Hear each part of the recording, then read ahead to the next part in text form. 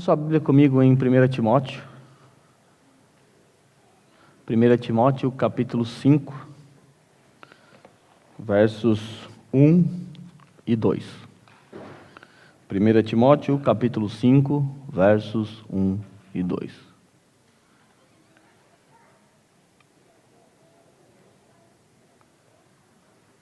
Diz assim o texto bíblico: Não repreenda asperamente o homem idoso, mas exorte-o como se ele fosse seu pai. Trate os jovens como a irmãos, e as mulheres idosas como a mães, e as moças como irmãs com toda a pureza. Santo Deus, mais uma vez diante da Tua palavra, nós nos rendemos a Ti. Reconhecemos toda a nossa incompetência de nós mesmos para entender e interpretar a Tua palavra. Sendo assim, Pai, suplicamos nesta manhã pela Tua iluminação.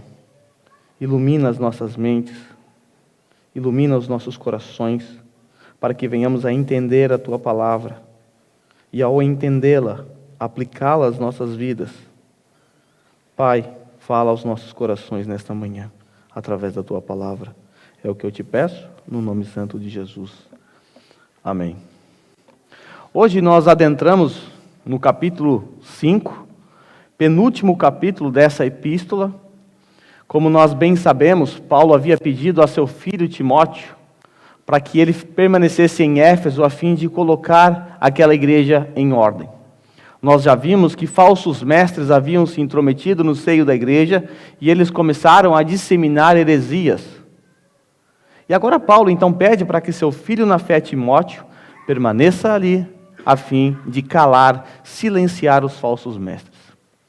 Nós sabemos que a igreja em Éfeso enfrentou esse problema terrível. E Paulo, então, ao escrever esta carta para o seu filho na fé, dando a ele orientações acerca do funcionamento da igreja, Paulo, então, lega a nós, a igreja de Cristo, esta maravilhosa epístola. Epístola essa que trata acerca do funcionamento da igreja. Nós já vimos, por exemplo, no capítulo 2, acerca da adoração pública, como deve ser o papel, qual deve ser o papel das mulheres no culto público, o papel dos homens, o papel da oração. No capítulo 3, nós vimos as qualificações morais do presbítero, aquele que é o líder, aquele que lidera a igreja, o que a igreja deve esperar dele. Nós vimos também as qualificações morais dos diáconos, o que se espera de um diácono, o que faz um diácono. No finalzinho do capítulo 3, a partir do versículo 16, nós vimos o Evangelho, que é o instrumento de trabalho do pastor. No capítulo 4, que foi o capítulo que nós estudamos na semana passada, nas últimas 2 semanas, nós vimos as qualificações ministeriais do verdadeiro mestre, daquele que lideraria a igreja, que traria instrução, que ensinaria a igreja. Então nós aprendemos as qualificações ministeriais. Nós vimos 11 qualificações ministeriais. Lá no versículo 13, do capítulo 4 ainda, Paulo aponta para o pastor no exercício de suas atividades no culto público. Ali nós lemos o seguinte: até que eu chegue, dedique-se à leitura pública da Escritura e à exortação e ao ensino. Paulo havia dado orientações para Timóteo acerca do pastor no exercício de suas atividades no culto público. O que o pastor faz quando está diante de toda a igreja? Exorta, lê as Escrituras e ensina. Vimos até então que uma das responsabilidades do pastor no culto público é a exortação. Exortação pública. Quando eu subo aqui para pregar, eu estou aqui para exortar. A pregação é uma exortação. Talvez na sua mente, a palavra exortação soe como algo severo, ríspido, rígido. Talvez ao eu falar isso, que eu estou aqui para exortá-los, vocês já estão apavorados, pensando que vai voar bronca para tudo quanto é lado. E às vezes vai mesmo. Mas exortação nem sempre significa isso. Nós vamos ver daqui a pouco o que significa exortação. Porque nós estamos diante de um texto em que Paulo está orientando Timóteo acerca dos pastores no exercício de suas atividades no campo privado. Nós já vimos que o pastor, no exercício de suas atividades no culto público, deve ensinar, exortar a todos. Mas existem atividades para o pastor no campo privado. E esse texto trata exatamente sobre isso. Paulo segue dando instruções acerca de como deve agir um pastor. Logo na introdução, eu devo dizer aos irmãos, dizer a toda essa assembleia reunida aqui hoje, que aquilo que eu vou dizer aqui diz respeito a todos vocês.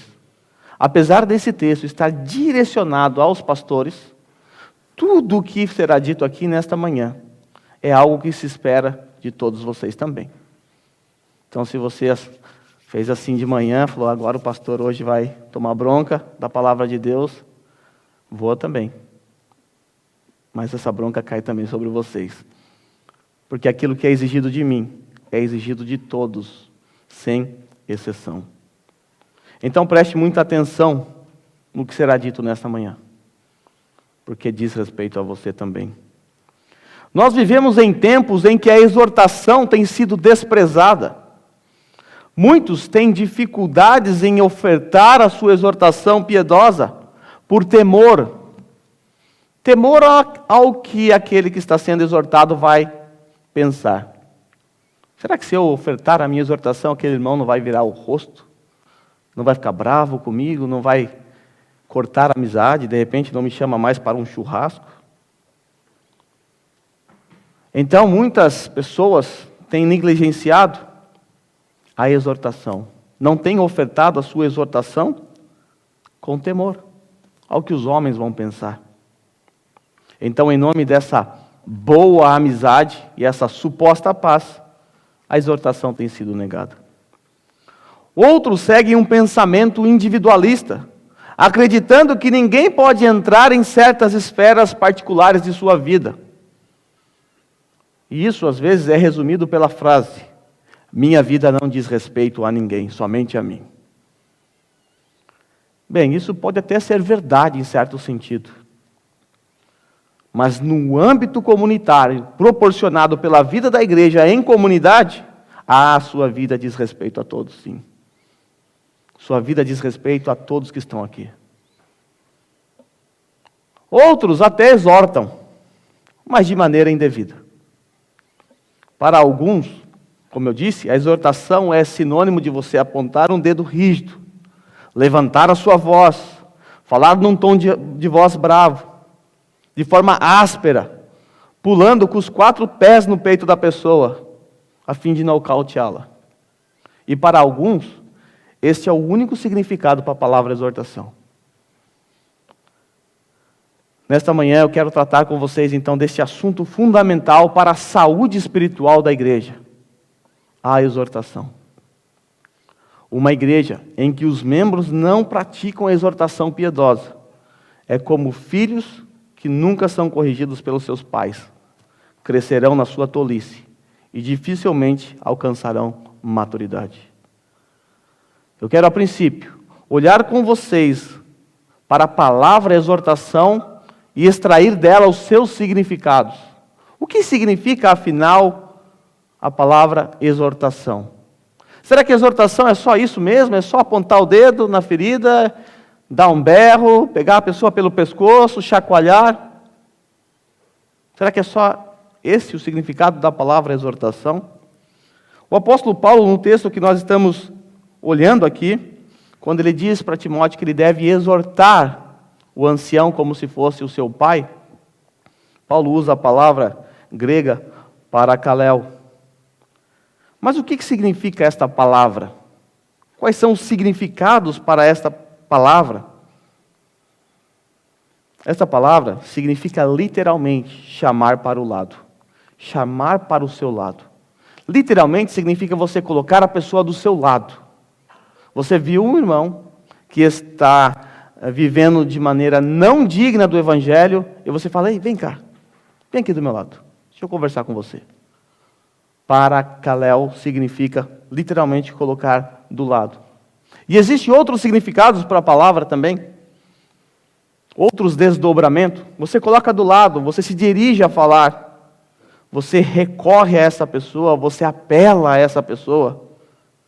A palavra também traz a ideia de solicitação, conforto, instrução, admoestação, rogar, solicitar, pedir, consolar, encorajar, fortalecer pela consolação, confortar, receber consolação, ser confortado, encorajar, confortando, instruir e ensinar. Você deve ter percebido que a palavra confortar, consolação aparecem aqui também. Então a palavra exortação nem sempre significa dar bronca. Em Atos capítulo 15, versículo 32, esta mesma palavra, paracaléu, foi usado no sentido de encorajar. Veja só, Judas e Silas, que eram profetas, encorajaram, paracaléu, encorajaram e fortaleceram os irmãos com muitas palavras. A ideia aqui não é da bronca, mas através da palavra encorajar, consolar. Judas 1,3 diz assim: amados, embora estivesse muito ansioso por lhe escrever acerca da salvação que compartilhamos, senti que era necessário escrever-lhes insistindo. Sabe que palavra é essa? Paracaléu. Que dependendo da sua versão, a palavra insistindo não aparece, mas aparece a palavra exortando-vos que batalhassem pela fé, que de uma vez por todas foi confiada aos santos. Encorajamento, insistindo, são significados para essa palavra, exortação. Barnabé, por exemplo, era conhecido como filho da consolação, ou melhor, da exortação. Aquele que põe do lado, aquele que consola, aquele que instrui, ensina. Esse é o significado da palavra, exortação. E o pastor, no exercício do seu ministério, no âmbito privado, ele tem que exortar. Agora o apóstolo Paulo, ele vai apresentar todas as classes de pessoas que frequentam, que fazem parte da igreja. Idosas, idosos, moços e moças. Certamente você está em uma dessas classes. A nossa igreja, ela é composta aí por uma faixa etária dos 33 até os 42 por aí. Nós não temos muitos idosos aqui. Talvez o mais idoso seja o nosso irmão David. Mas o pastor, ele tem que lidar com todas as classes de pessoas, todas as faixas etárias. Ele deve ofertar a sua exortação a todas as faixas etárias. A primeira faixa etária que aparece aí, logo no primeiro versículo, é o homem idoso. Não repreenda asperamente o homem idoso, mas exorte-o como se ele fosse o seu pai. A primeira orientação, então, é a respeito de como o pastor deve exortar um homem idoso. E esta palavra idoso é a mesma palavra que apareceu lá no capítulo 3, quando é apontado para o presbítero. A mesma palavra grega aparece aqui, porque a palavra presbítero literalmente significa ancião.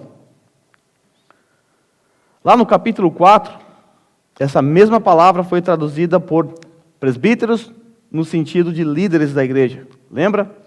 Timóteo havia sido ordenado por imposição de mãos dos presbíteros. É claro que naquele texto é uma referência aos líderes da igreja, mas nesse texto Paulo não está tratando dos presbíteros, está tratando do homem idoso, do ancião. O pastor, então, ele tem que lidar com o ancião. E um pastor jovem, ele pode encontrar dificuldades ao lidar com o ancião. Pela pouca idade, talvez Timóteo estivesse enfrentando isso. Lembra do que Paulo disse? Que ninguém o despreze pelo fato de você ser jovem. Ele estava sendo desprezado, a sua mocidade estava sendo desprezada. Você é jovem ainda. O apóstolo Paulo, Ele orienta então o pastor Timóteo a exortar, apesar da pouca idade, o homem idoso. Mas como ele deve fazer isso? Com todo respeito, como se estivesse tratando com o seu pai. Como se aquele homem idoso que está necessitando de uma exortação fosse o seu próprio pai. Nós sabemos que o 5º mandamento nos ordena a honrar os nossos pais. Timóteo deve exortar o ancião da igreja, o homem idoso, com todo respeito e cuidado para não desonrá-lo. A sua maneira de falar com o homem idoso deve ser respeitosa, de forma a não desonrá-lo. A lei de Moisés ordenava que os idosos fossem honrados. Levíticos 19:32 diz assim: levantem-se na presença dos idosos, honrem os anciãos, temam o seu Deus. A lei diz que os anciãos, os idosos, devem ser respeitados, devem ser honrados. Agora veja bem, apesar da idade avançada de uma pessoa, essa pessoa ainda assim, mesmo com a sua idade avançada, está sujeita à exortação. Temos muito que aprender com a experiência dos nossos irmãos idosos. Eles possuem muitas experiências de vida. Temos muito que aprender com eles. Lembra? As moças mais novas devem aprender com as irmãs mais velhas. Isso é bíblico. Há sabedoria nisso. Devemos, então, aprender com eles, sim. Mas isso não confere ao idoso uma imunidade exortativa. Não é porque ele é idoso que ele não deve ser corrigido. Ele deve ser corrigido. Geralmente, o homem idoso tende a dizer para o mais novo: quem você pensa que é para me corrigir? Você nem saiu das fraldas ainda, garoto. Quem você pensa que é para me corrigir? O homem idoso está errado ao pronunciar isso. Ele está errado.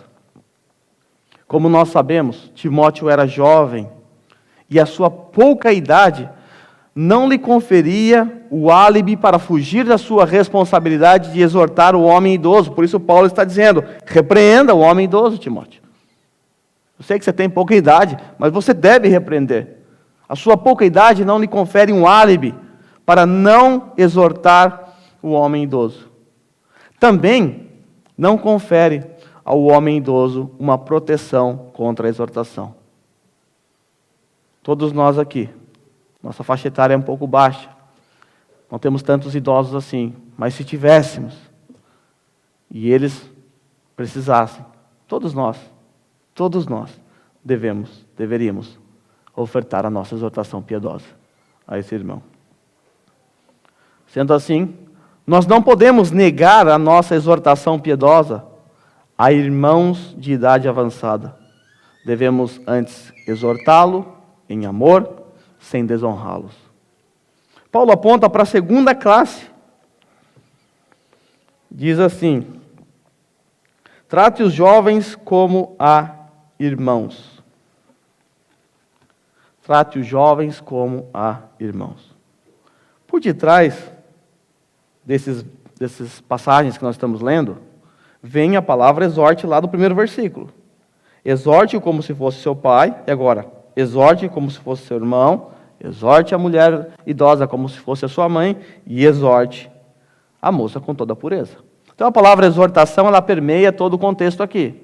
Então como o pastor deve tratar os moços, os jovens da igreja? Tratar como se fossem seus irmãos. Esse é o segundo grupo de pessoas. E vale lembrar que Timóteo, para aquela cultura, para os seus padrões, era um homem jovem. Eu seria considerado moço se vivesse naquele tempo. Hoje estou considerado já com o pé na cova, mas naquele tempo eu seria um moço ainda. Paulo orienta então Timóteo quanto ao trato dele com aqueles que estão assim na sua faixa etária, estão próximos da sua faixa etária. Então o pastor Timóteo e os pastores de Éfeso, no exercício de suas atividades privadas, deveriam exortar o moço da igreja como se fosse seu irmão mais velho. Quando ele vê o moço pisando na bola, então ele coloca do lado, de forma privada, e exorta. Como se você fosse o irmão mais velho dele. Numa família normal, os irmãos mais velhos são aqueles que protegem, que cuidam dos irmãos mais novos. Então o pastor, no exercício de suas atividades privadas, no âmbito da exortação, ele deve olhar para aquele irmão faltoso e exortá-lo como se fosse seu irmão mais novo. Deve mostrar para ele que aquilo que ele está fazendo não é o correto, como todo irmão mais velho deveria fazer. Na exortação, o pastor deve fugir do ar de superioridade. Ele deve tratar o faltoso não porque ele é superior, mas porque ele se preocupa com a sua vida espiritual. Ele quer o seu bem-estar. Não porque o pastor é melhor, mais santo, mas porque ele quer o bem daquele que está sendo exortado. Olha, porque você é alguém muito importante para mim, porque eu te amo, eu não posso deixar de ofertar a minha exortação piedosa. Você é uma pessoa que eu quero ver crescendo espiritualmente, mas agora você está indo por um caminho sombrio. Terceira classe de pessoas que aparecem aí, faixa etária, a mulher idosa. Paulo diz, as mulheres idosas como a mães. A nossa exortação, quando estamos diante de uma mulher idosa, deve ser como se ela fosse sua mãe. É o mesmo padrão que nós encontramos para o homem idoso. O mesmo padrão. Muitos de nós aqui, nós não temos a nossa mãe por perto. Não temos esse privilégio. Mas nós podemos e devemos ter em irmãs mais velhas um relacionamento maternal. Sei que isso é difícil para nós aqui hoje, porque todos praticamente na faixa etária. Mas nós podemos encontrar em irmãs mais velhas e ter com elas um relacionamento maternal. Em Romanos 16:13, Paulo diz algo muito interessante. Ele diz assim, saúdem Rufo, eleito no Senhor, e sua mãe, a mãe de Rufo. E ele completa, que tem sido uma mãe também para mim. Paulo olhava para a mãe de Rufo e tinha um afeto especial por ela. Ele tratava ela como se fosse a sua mãe. E ela também tratava ele como se fosse sua mãe. Sei que nós sentimos faltas dos nossos entes queridos que ficaram no Brasil, porque nós moramos aqui no Japão. Mas nós podemos encontrar em irmãs e irmãos de mais idade um afeto parental. Porém, esse afeto, esse carinho que você vai nutrir pelo homem ou pela mulher idosa, não lhe concede o direito de privar essa irmã ou esse irmão de ser exortado. Quarta característica aí, ou quarta classe que aparece aí, as moças. O texto diz assim, e as moças como irmãs com toda a pureza. O pastor Timóteo, ele deve exortar as moças como se fosse sua irmã. A moça como se ela fosse a sua irmã, no âmbito privado. Esse quarto ponto é um pouco delicado e requer muita atenção por parte dos presbíteros, pois eles devem se atentar para o fato de que poderá ser seduzido por sua própria concupiscência e se envolver em relacionamentos imorais com a moça. E, infelizmente, isto não é tão incomum de acontecer. Paulo diz que quando o presbítero for exortar a moça, no âmbito privado, ele deve fazer com toda a pureza, tratando-a como se fosse a sua irmã. Paulo, sabendo dos riscos, dá uma orientação diferente, específica a Timóteo. Ele diz que o trato dele com a moça deve ser com pureza, com toda a pureza. Paulo sabe que a juventude, ela produz desejos, e às vezes desejos incontroláveis. E Timóteo, então, e todos os presbíteros de Éfeso, devem tomar cuidado no trato privado com a moça. Eu quero então dar alguns cuidados que os pastores e as moças devem ter para não caírem nesse pecado. Em primeiro lugar, o pastor precisa ter uma parede de vidro. O aconselhamento, quando ele acontece no prédio utilizado pela igreja, como esse, por exemplo, as irmãs podem me procurar para conversar, não tem nenhum problema. Isso deve acontecer aqui, em lugares onde todos podem ver. Não pode ser lá atrás sozinho. Tem que ser onde todos podem ver. Todos precisam saber o que é que está acontecendo. Você não precisa ouvir a conversa. Mas todos precisam ver. A parede deve ser de vidro. Mesmo assim, nessa conversa privada que acontece aqui, onde todos estão vendo, a irmã, a jovem, a moça que for procurar o pastor para conversar, não deverá falar dos seus problemas sexuais com o pastor. Não deverá. Se você quiser tratar da sua vida sexual, você me avisa com antecedência. Eu marco um dia, levo a minha esposa para a gente tratar sobre isso. Ou indico para você uma irmã que poderá te ajudar. Mas não me procure sozinha para tratar desse assunto. Seja prudente. Parede de vidro. Segundo, o pastor, no exercício dessa atividade privada de exortação, deve fazê-lo sempre acompanhado. Se ele vai tratar com uma moça, se ele vai aconselhar uma moça, se ele vai exortar uma moça, ele precisa estar sempre acompanhado, nunca sozinho. Então não me chame para ir na sua casa quando você estiver sozinho. É urgente o que você tem para falar? Pode ligar. Liga. Sem conotação sexual, sem tratar dos seus problemas sexuais. Ligue. E a gente conversa. Mas não me chame para ir na sua casa, se o seu marido não estiver, se o seu filho não estiver. Eu não posso e não devo. Isso não é prudente, nem para mim e nem para você. Terceiro, linguajar piedoso. O pastor e as moças não devem usar palavras de duplo sentido, piadinhas maliciosas, palavras com conotações sexuais. Nosso linguajar deve ser puro. E não cai bem para um presbítero, nem para irmãos como vocês, o linguajar vulgar, impróprio. Esses são os cuidados que o pastor e as moças devem ter para não caírem em pecado. Parede de vidro, sempre acompanhado, e linguajar piedoso. Então me ajude nisso. Me procure quando todos puderem te ver.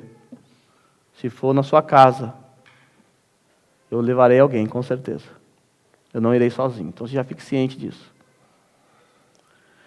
Nós encontramos em 2 Timóteo 2, 24 e 26, um apanhado, um resumo de tudo que o pastor, ou como deve ser a postura do pastor no trato da igreja, no seu âmbito geral e abrangente. Paulo diz a Timóteo, lá na sua segunda carta, ao servo do Senhor não convém brigar, não convém brigar, mas sim ser amável para com todos, apto para ensinar, paciente. Deve corrigir com mansidão os que lhe opõem, na esperança que Deus lhes conceda arrependimento, levando-os ao conhecimento da verdade. O pastor, no trato com os irmãos da igreja, na hora da exortação, ele não pode ser alguém briguento. Ele não está ali para brigar com a pessoa. Ele não está ali para pegar a pessoa pelo pescoço e dar uns tapas na cara dela. Ele deve ser alguém amável. Amável. A nossa exortação, a exortação do pastor deve ser uma exortação baseada no amor. Pastor que vive caçando briga com os membros, esse não é um bom pastor, não. O bom pastor, ele não briga. O bom pastor, ele é amável para com todos. Ele corrige com mansidão, até mesmo aqueles que lhe opõem a ele. Esse é o papel do pastor na sua exortação no âmbito privado. Tá, mas qual é o papel da igreja no que diz respeito à exortação, a verdadeira família da fé. Se você bem percebeu, o apóstolo Paulo tratou a exortação, ou o tratamento do pastor, quando está exortando as pessoas no âmbito privado, em termos familiares. Pai, mãe, irmão e irmã. Então, como nós, nesta família da fé, devemos exortar? Toda a igreja é convocada a exortar uns aos outros através do discipulado. Você pode não ser um vocacionado a esta nobre função, o episcopado, mas você foi comissionado por Cristo para fazer uma obra tão importante quanto a obra de fazer discípulos. Em Mateus 28, 19 ao 20, o famoso texto da grande comissão, Cristo Jesus, um pouco antes da sua ascensão, ele disse: portanto, vão e façam discípulos de todas as nações, batizando-os em nome do Pai, do Filho e do Espírito Santo, ensinando-os a obedecer a tudo que eu lhes ordenei, e eu estarei com vocês até o fim dos tempos. Pense, essas são as últimas palavras do Senhor Jesus Cristo. Últimas palavras são sempre importantes. Por exemplo, se você estivesse prestes a morrer e tivesse que dar as suas últimas palavras, você reuniu toda a sua família para você falar as últimas palavras. Certamente você falaria coisas importantes, coisas que você gostaria que seus filhos seguissem, coisas que você gostaria de dizer à sua esposa naquele momento. Você não diria: família, vem que todo mundo precisa dizer algo, vai Corinthians! Você não ia fazer isso de jeito nenhum. Você ia falar de coisas que realmente importam, coisas que realmente serão importantes para a vida daqueles que ficarão. O Senhor Jesus estava prestes a ir. E o que ele diz aos seus discípulos? Agora vocês devem ir.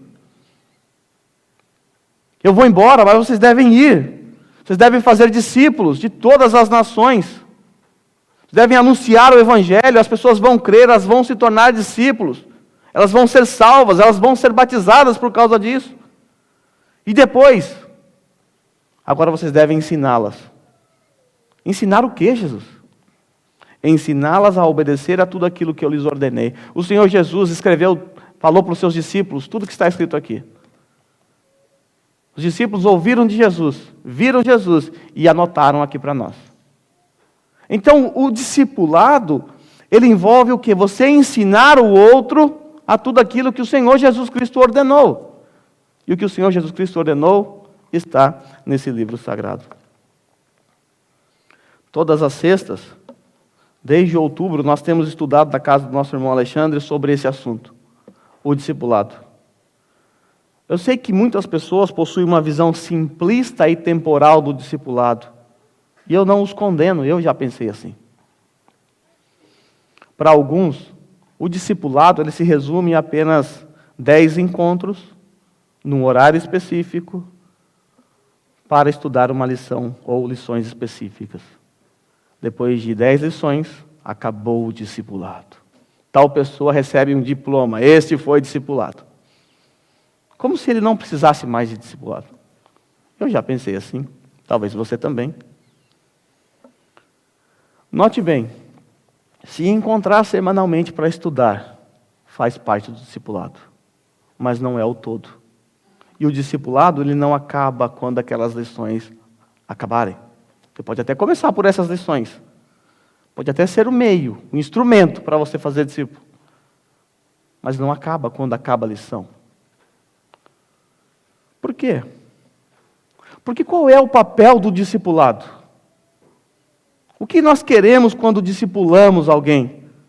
Nós queremos exercer uma boa influência espiritual sobre essa pessoa, de modo deliberado, de modo intencional, de forma que esta pessoa seja mais parecida com Cristo.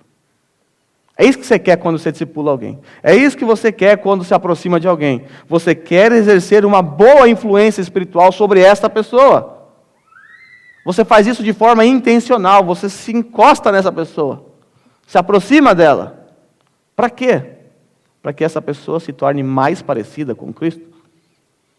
Então, quando eu me aproximo de você para discipulá-lo, eu só faço isso com um único objetivo. Eu quero te ver conformado à imagem e semelhança de Jesus Cristo. Por esta razão, o discipulado é perene. Porque nesta vida, devido à nossa velha natureza que ainda nos ronda, jamais seremos perfeitamente semelhantes ao nosso Mestre Jesus. Isso então significa que nós precisaremos ser discipulados até que o Senhor Jesus Cristo volte, ou você vá para a terra do pé junto. Você morra, bata as botas. O discipulado, ele é o caminho que o Senhor Jesus quer que a sua igreja trilhe. O discipulado não é secundário para a vida da igreja. É o caminho que Jesus quer que a sua igreja trilhe. Nós ainda estamos longe de estarmos numa cultura de discipulado, onde cada um se preocupa com as lutas, os problemas, as dificuldades uns dos outros. Estamos longe disso ainda. Mas não podemos nos conformar com isso. Não podemos nos acomodar. O padrão do discipulado exigido por Jesus, ele é outrocêntrico. Essa palavra não existe, tá? Ele é focado no outro. É pensando no outro. É centrado nele.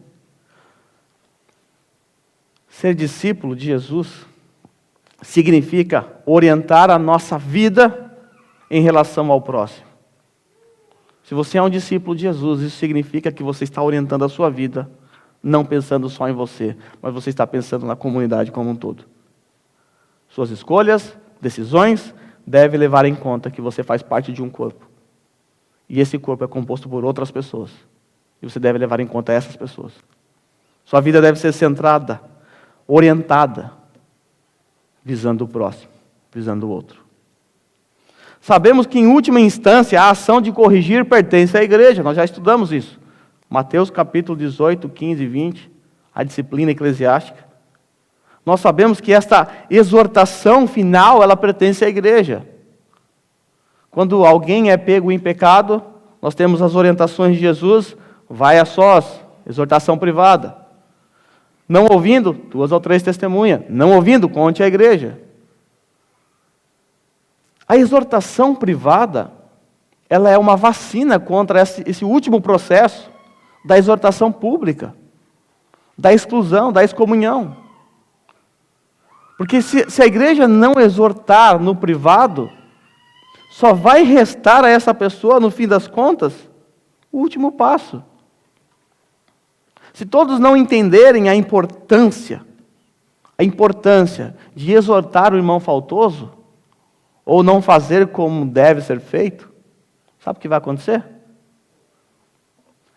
Esse irmão passará pelo último processo, porque não foi acompanhado de maneira decente no primeiro passo, no segundo passo. A exortação privada é um antídoto contra a excomunhão. Ela ajuda muito. Entretanto, a maior parte das ações de correção na igreja deve ocorrer nesse contexto particular do relacionamento de discipulado. Nos estudos de sexta-feira, aprendemos a resumir o discipulado através de um acróstico que nós denominamos ECOMA. Os irmãos que estão lá já sabem. Mas sei que você está com fome, não é uma exortação para você sair e comer agora, não. ECOMA é um acróstico. Cada letrinha tem um significado, eu vou ficar apenas com 2. Se você quiser saber mais, você me procura, ou procura os irmãos do grupo de sexta-feira, ou participe lá também. ECOMA. A primeira letra desse acróstico é a letra E. A letra E significa ensino. Nesse seu processo de discipulado, o que é que você tem que fazer? Ensinar. Ensinando-os a obedecer a tudo aquilo que eu vos tenho ordenado, foi o que o Senhor Jesus. Não existe discipulado sem ensino. Não existe. Discipulado pressupõe ensino. E nós devemos ensinar aquilo que o Senhor Jesus Cristo registrou na sua palavra. A segunda letra que aparece nesse ECOMA, E, ensino, C. Essa letra significa corrigir, correção. Porque além de ensinar, nós devemos corrigir. Nós devemos exortar. É o que nós estamos tratando nessa manhã, exortação. Devemos corrigir as falhas deste discípulo, mas devemos fazer de forma amorosa, pacífica e bíblica. Nós devemos mostrar para essa pessoa, nas Sagradas Escrituras, que esta ação que ele está tomando está errada, ou que não é a melhor opção. Contudo, devemos nos lembrar que o discípulo é de Cristo, não nós. Nós não fazemos discípulos para nós mesmos. Nós fazemos discípulos para o nosso Senhor. Nós ensinamos aqueles que estão sendo discipulados por nós a obedecer aquilo que Cristo manda, não as minhas opiniões pessoais. Algumas vezes as pessoas procuram o pastor para pedir conselhos. E muitas vezes o conselho não tem como ser dado com base na Bíblia. Por exemplo, pastor, estou querendo trocar de carro, o que o senhor acha? Não tem um versículo na Bíblia que fala assim, se teu carro passares de 150 mil quilômetros, então trocarás. Não tem como eu falar para você. Abre aí no livro de inventários. Não existe. Estou querendo trocar de emprego, estou querendo ir para o Brasil. Não tem versículo para isso. O pastor, ele pode ofertar a sua sabedoria pastoral, mas ele tem que deixar muito claro para você que esta é apenas a sua opinião, e você pode seguir ou não. É um desejo, é uma escolha que você tem que fazer. Você pode procurar também conselho com outras pessoas, mas há momentos em que, quando o pastor é procurado, e você também for procurado para dar conselho a alguém, você tem que dar uma ordem. Você tem que ordenar. Por exemplo, pastor, estou querendo matar meu marido. Você tem que dar uma ordem. A Bíblia diz, não matarás. Pastor, estou querendo largar do meu marido. Eu não posso dizer outra coisa a não ser não. Você não pode fazer isso. Porque a Bíblia diz que você não pode fazer isso. Então, pastor, no exercício de suas atividades privadas, e vocês também, devem corrigir a pessoa. Nesse processo de discipulado, a correção é fundamental. Ela é importante. Qual deve ser, então, a nossa postura quando nós ofertamos a nossa exortação piedosa? Como deve ser? Eu já entendi. Eu tenho que exortar. É o que a Bíblia diz. A exortação é uma demonstração de que eu estou em obediência à palavra de Deus. Eu sei que é para o bem das pessoas, eu tenho que criar coragem, eu não posso exortar pensando em agradar as pessoas. Eu tenho que fazer, já entendi. Mas como é que faz isso aí? Qual é a postura correta? Em primeiro lugar, em amor. Em amor. O apóstolo Paulo, nesse texto que nós estamos estudando, tratou da exortação no âmbito familiar, com respeito, com amor. Se a sua intenção ao exortar alguém não for baseada no amor, então não faça. Sua exortação deixará de ser piedosa e passará a ser uma exortação pecaminosa. Não faça. Se não for porque você ama a pessoa, se não for porque você quer ver essa pessoa conformada à imagem de Cristo, não faça. Filipenses 2, do 1 ao 2, Paulo diz assim, se por estarmos em Cristo, nós temos alguma motivação, alguma exortação de amor, alguma comunhão no Espírito, alguma profunda afeição e compaixão, completem a minha alegria, tendo o mesmo modo de pensar, o mesmo amor, um só Espírito e uma só atitude. Paulo fala de uma exortação de amor. A nossa exortação deve ser em amor. É porque você ama, você exorta. O contrário também é verdade. A falta de exortação é falta de amor. É falta de amor. Segundo modo, ou postura, de forma humilde. Temos que ser humilde. Não pense que você é o João Batista, o profeta Elias, que fala com o dedo na cara. Seja humilde. Você é apenas um pecador, ajudando outro pecador.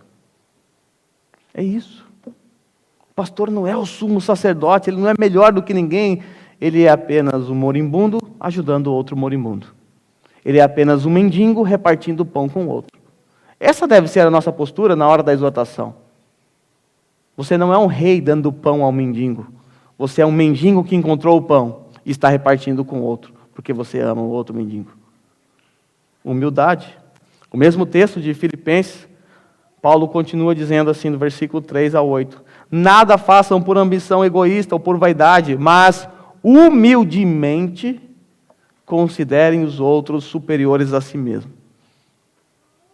Humildemente considere os outros superiores a si mesmo. Você vai exortar um irmão, considere ele superior a você.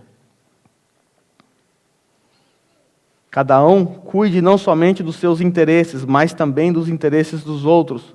E aí Paulo diz assim, seja a atitude de vocês a mesma de Cristo Jesus. Qual foi a atitude de Cristo Jesus? Paulo responde, embora ele sendo Deus, não considerou que ser igual a Deus era algo que devia apegar-se, mas esvaziou-se a si mesmo, vindo a ser servo, tornando-se semelhante aos homens, e sendo encontrado em forma humana, humilhou-se a si mesmo. E foi obediente até a morte, e morte de cruz. Jesus se humilhou, e você vai se exaltar? Jesus, que embora sendo Deus, tinha todo o direito de se exaltar, ele se humilhou. E nós?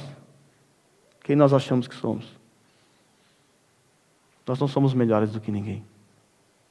Nós não somos melhores do que o nosso Senhor Jesus Cristo. Ele se humilhou. E Paulo está tratando do Senhor Jesus Cristo nesse texto como um modelo, um padrão. Por isso ele disse, seja a atitude de vocês igual a de Cristo Jesus. Na hora de ofertar a sua exortação piedosa, faça com humildade. Terceiro, com mansidão. Gálatas 6:1 diz assim, irmãos, se alguém for surpreendido em algum pecado, vocês que são espirituais deverão restaurá-lo com mansidão. Com mansidão. Se alguém for surpreendido em algum pecado, aqueles que são espirituais fazem o que os espirituais? Pulam, gritam, esperneiam. O que fazem os espirituais? Restauram com mansidão. Restaura. Olha essa palavra. Olha essa palavra. Restaura. Aquilo que está quebrado, você restaura com mansidão, com cuidado, com amor. Assim deve ser a nossa exortação, com mansidão. Quarto, a nossa exortação deve ser fundamentada na palavra, porque a sua opinião pouco importa. Na exortação, o que importa, na verdade, é a palavra. É o que a Bíblia tem a dizer. Tito 1:9 diz assim, e apegue-se firmemente à mensagem fiel,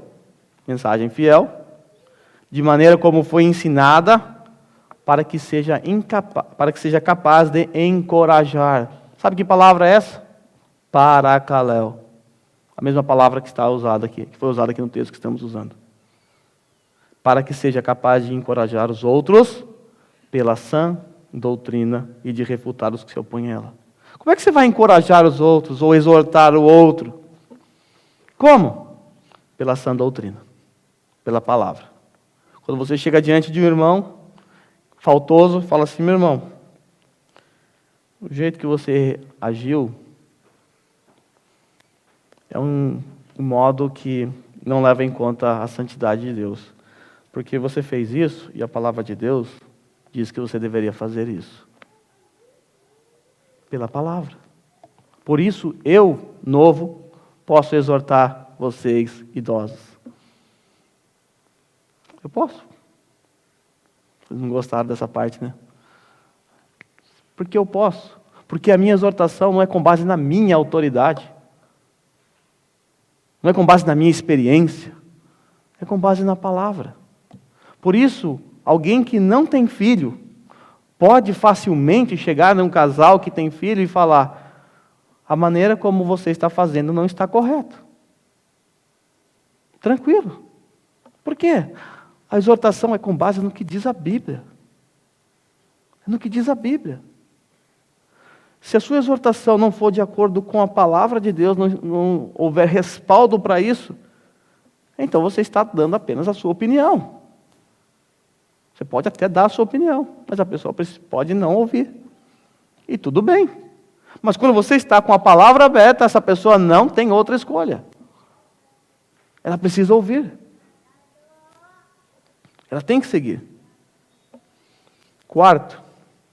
Quinto, a nossa exortação deve ser de acordo com o nosso novo coração. Hebreus 3, 12 e 13 diz assim: cuidado, irmãos, para que nenhum de vocês tenha o coração perverso e incrédulo. Está falando para crentes, tá? Para que nenhum de vocês tenha o coração perverso e incrédulo, que se afaste do Deus vivo. Ao contrário, o que tem que fazer ao contrário disso? Encorajem-se uns aos outros todos os dias, durante o tempo que se chama hoje, de modo que nenhum de vocês seja endurecido pelo engano do pecado. Qual é o papel da exortação? Para que nenhum de vocês seja endurecido pelo engano do pecado. Devemos fazer isso por causa do nosso novo coração. Não devemos deixar o nosso coração perverso, nosso coração velho, nos levar à incredulidade, nos levar a se afastar do Deus vivo. Aí ele fala ao contrário, para reverter essa situação de coração perverso, incrédulo e afastamento do Deus vivo, é preciso encorajar uns aos outros. Quando? Todos os dias. Todos os dias. O poder da exortação é esse. Você ajuda o outro a preservar o seu coração, a não se afastar do Deus vivo. Quando algum irmão ou irmã se afasta do Deus vivo, se afasta dessa comunidade, é porque você precisa, é um sinal de que você precisa encorajá-lo.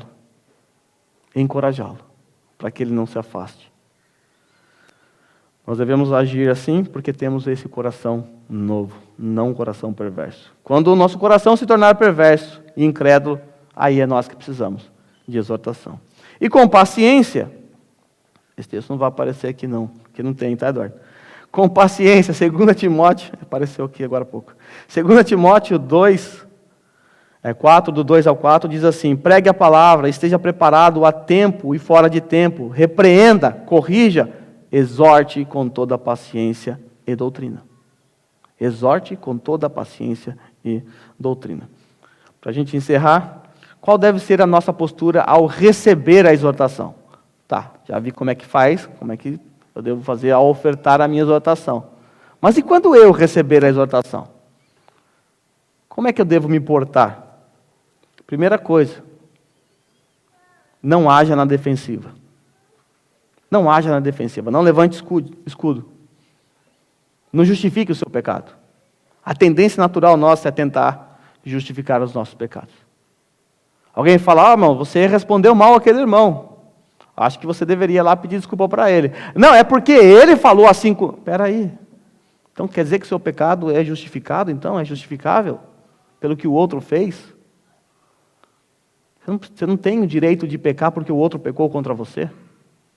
Isso não lhe concede o direito. Não justifique. Não se defenda. Ouça o que essa pessoa tem a te dizer. Uma vez eu disse que Deus justifica pecadores e pecadores justificam pecados.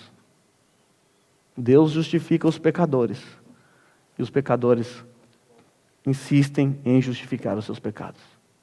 Esse é um problema desde Adão, nosso pai. Foi a serpente, foi meu marido, foi minha esposa. É um problema lá do Jardim do Éden. Devemos ser humildes para ouvir. Tiago 1,19 diz assim: meus amados irmãos, tenham isto em mente, sejam todos prontos para ouvir, tardios para falar e para irar-se. Escute. Não levante escudo, não se defenda. Pare, escute o que essa pessoa está te dizendo. Preste atenção. Seja pronto para ouvir e tardio para falar. Terceiro, seja agradecido pelo fato de ter irmãos que se preocupem com você. Seja agradecido. Filipenses 2,4 diz assim: cada um cuide não somente dos seus interesses, mas também dos interesses dos outros. Você deveria ser agradecido porque tem alguém se interessando por você. Você deveria terminar de ouvir essa exortação em silêncio, e no fim, a única palavra que você deveria dirigir a essa pessoa que te exortou é: muito obrigado. Muito obrigado. Obrigado por falar o que eu preciso ouvir. Obrigado por se preocupar comigo. Obrigado por ter coragem de vir falar pessoalmente comigo. Porque o que é mais fácil?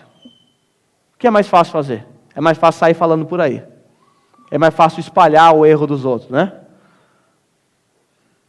É mais fácil difamar, fofocar. É mais fácil. Agora, quando alguém chega para você e fala para você, agradeça. É essa pessoa que você precisa pôr do teu lado. Se alguém tem coragem para chegar até você, para falar do seu erro, esse deve ser seu amigo. Não perca a oportunidade de ter um amigo assim. É amigo assim que a gente precisa. Que tenha coragem e ousadia para falar para nós aquilo que precisamos ouvir, não aquilo que queremos ouvir. Quarto, não leve para o lado pessoal. É muito fácil a gente levar uma exortação para o lado pessoal, entendendo que essa pessoa está me criticando, ela quer o meu mal. Nós não devemos levar para o lado pessoal. Lembre-se, nós estamos dentro de um corpo, um ajuntamento, onde cada um deve se preocupar com o outro. E quando este vier falar com você, não leve para o lado pessoal. Tem uma frase que eu decorei há muito tempo atrás, quando ainda era moço, que diz assim: prefiro os que me criticam, porque eles me corrigem, do que aqueles que me bajulam, porque eles me corrompem. Prefira aqueles que estejam do seu lado. Prefira que estejam do seu lado pessoas que te exortem, do que pessoas que te bajulam. A bajulação só te corrompe. E por último, não seja estúpido. Ame a disciplina. Provérbios 12:1 diz assim: quem ama a disciplina, a correção, ama o conhecimento, mas o que aborrece a repreensão é estúpido. Se você não ama ser repreendido, você é estúpido. Se eu não amar ser repreendido, eu sou um estúpido. É bem claro isso, né? Então, ame a repreensão, não seja um estúpido. A letra O é a oração, a letra M é modelar, e a letra A é amor. Eu não tenho tempo para falar sobre isso. Depois você me procure. Conclusão.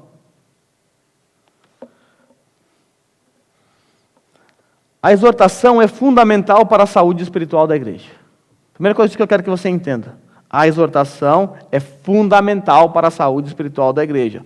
E ninguém aqui tem o direito de negar a exortação piedosa a outrem. Ninguém. Não é seu direito. Porque se você fizer assim, você estará demonstrando desrespeito e falta de amor para com o corpo de Cristo. E isso equivale a demonstrar desrespeito e falta de amor para com o próprio Cristo. Isso é grave. Isso é grave. Parece ser uma coisa simples. É só negar a minha exortação. Mas se você fizer assim, você estará demonstrando desrespeito, falta de amor para com o corpo de Cristo. Em poucas palavras, falta de amor e respeito para com o próprio Cristo. Somos uma igreja em que os membros estão pactuados uns com os outros, entrelaçados, aliançados. E eu quero agora, nessa parte final, lembrá-los de 3 partes do pacto de compromisso que os membros dessa igreja assumiram quando aceitaram fazer parte dessa comunidade. Esse é aquele pacto que nós lemos na ceia do Senhor. Lá no parágrafo 2 diz assim: caminharemos juntos em amor fraternal. Caminharemos juntos em amor fraternal. Desde o momento em que nos tornamos membros dessa igreja, exercitaremos o cuidado em amor, velaremos uns pelos outros e fielmente nos admoestaremos com súplicas uns aos outros, conforme exige a ocasião. É isso que você promete quando você se torna membro dessa igreja. Você promete amar o seu irmão fraternalmente, cuidar do seu irmão, zelar, velar por ele, admoestá-lo com súplicas, conforme exige a ocasião. Parágrafo 4º. Esforçar-nos-emos no instruir, ensinar, tantos quantos possam estar sob o nosso cuidado, na disciplina e na admoestação do Senhor. Sua responsabilidade nesse corpo é admoestar, é disciplinar. Parágrafo 7º. Trabalharemos juntos para a continuidade de um ministério fiel de evangelização nesta igreja, bem como sustentaremos sua. O que você vai sustentar? Sua adoração, ordenanças, disciplina e doutrina. Você deve sustentar a disciplina e a doutrina, a exortação, a correção. Para encerrar, perguntas para a nossa reflexão. É você alguém que, quando vê um irmão cometendo um erro, se preocupa com ele e busca meios de ofertar a sua exortação piedosa? É você assim? Ou você prefere privar esse irmão ou irmã de ser admoestado no Senhor? É você alguém que prefere, ao invés de procurar um irmão, fofocar sobre o ocorrido, contar para outras pessoas, difamar, às vezes até caluniar? É você alguém assim? É você alguém que prefere não se envolver com a vida dos outros? Eu cuido da minha vida, não tem nada a ver com a vida dos outros.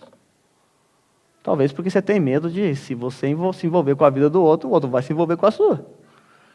Quando você aponta um dedo, diz que tem mais 4, 3 apontando para você. Mas isso não deve ser assim.